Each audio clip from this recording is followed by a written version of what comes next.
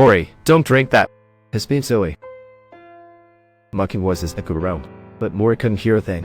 He quickly got so drunk he couldn't think. He fell at the door, going out cold, but kept his others. He immediately caught his son Toma. I found you a sister. You'll surely be pleased this time. She's a stunning beauty. She's a top player on the team. He has an almost inhuman strength. He loomed over Mori like a mountain. Not until he saw Yoko. Those haunted eyes finally shimmered.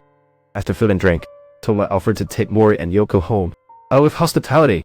After settling Mori in, Yoko brewed tea specifically for the men. However, in that moment she turned to wash her hands. Toma suddenly rushed in to cover her mouth. Then, regardless of her struggles, he assaulted her. During the whole event, Mori slept soundly.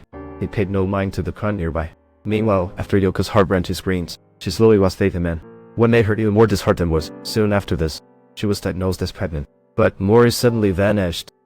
Out of despair, Yoko had to turn back to her ex Yuji, hoping he'd act on their past and secure her future. But Yoko still misplaced her trust. When Yuji learned she was pregnant, he hurried to Mori's workplace, using her condition as leverage to demand Mori hand over all his savings. Poor Yoko. She leaned on me, sobbing. Yoko, why is she late now? How much do you have? Don't dodge. Listen, money can move mountains. Yoko is pregnant. The father is either you or me. If you care for Yoko, you should suggest your board. We're never expected from to do this. That his abrupt departure would bring Yoko so much pain. In anger, he pounced on the selfish Yuji like a beast. After beating him up, he rushed off, arriving at Yoko's company. Yoko, let's get married. I'm serious, let's get married.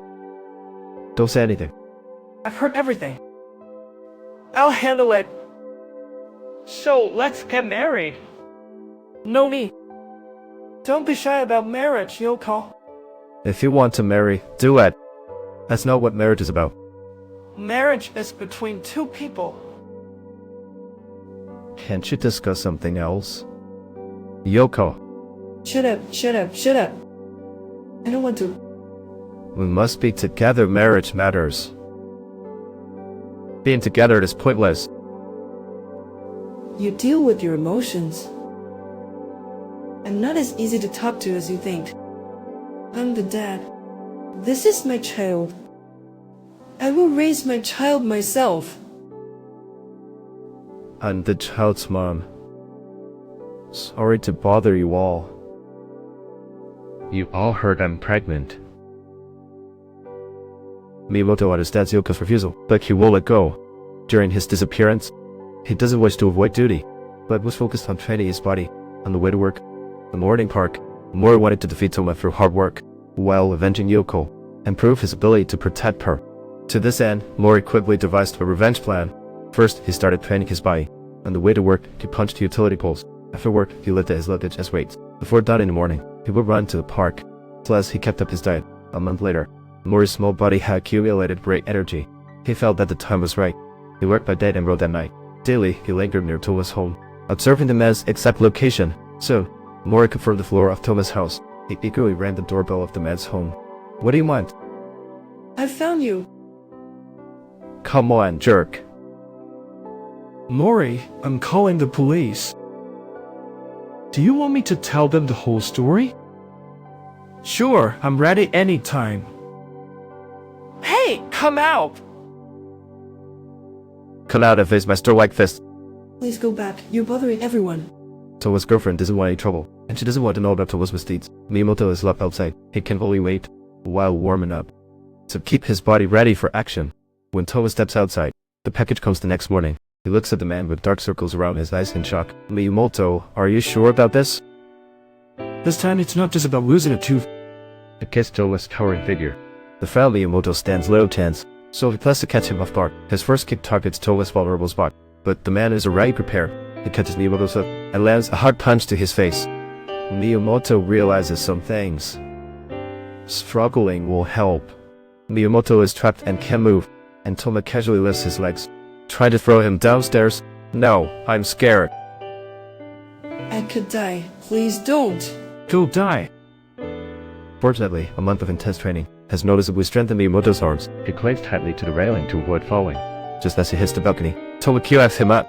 pressed hard into the iron gate. Miyamoto, it's over for you. If you don't comply, I'll break your fingers. With each sharp cut that sounded, Miyamoto's fingers were quickly broken 3 times. He was drenched in pain sweat. Yet he wouldn't give up. He clung tightly to Tom's back without letting go.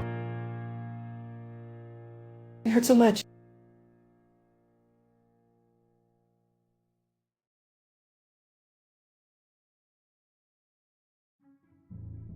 Tom's exposed fatal weakness gave Miyamoto a chance to turn the tide. He was like a hungry wolf seeing prey. He rushed at Tom without stopping, but the next moment, he was kicked in the chest.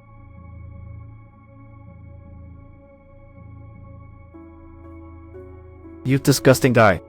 However, just as Tom was lifting Miyamoto up, preparing to land a few more punches, the man suddenly spat a puddle of saliva. The foul smell made Tom step back repeatedly. At this moment, Miyamoto's eyes tensed and kicked hard at Tom's weak spot. Tom couldn't dodge in time and fell down the stairs, tumbling over the railing. Just as he was flying out, Miyamoto caught him with more punches. Then he was mounted on top.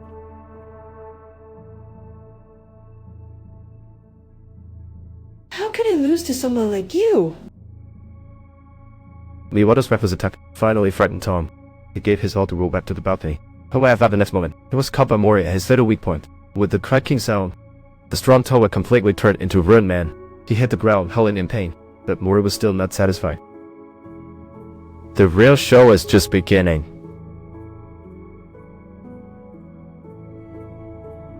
Whoa, that's so cool.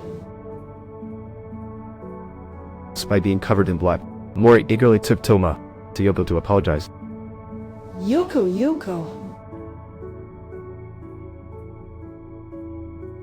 Disgusting agony! Shut up! Yoko, I'm falling apart too. Marry me, please. Oh, please marry me, Yoko. Don't drag it out. Answer already, damn it. How could I ever marry you? That's the answer and never want to see you again. Your voice is simply wonderful.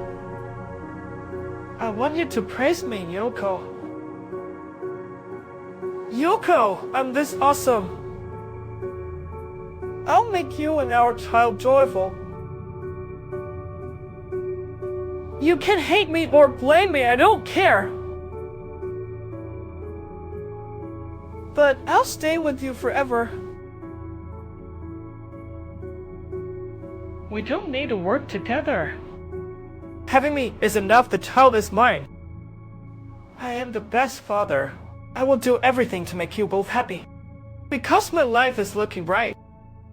Moris' dedication and courage. Finally, Yoko sees hope again. She had accepted Mori's proposal, and she believes he will be a real man.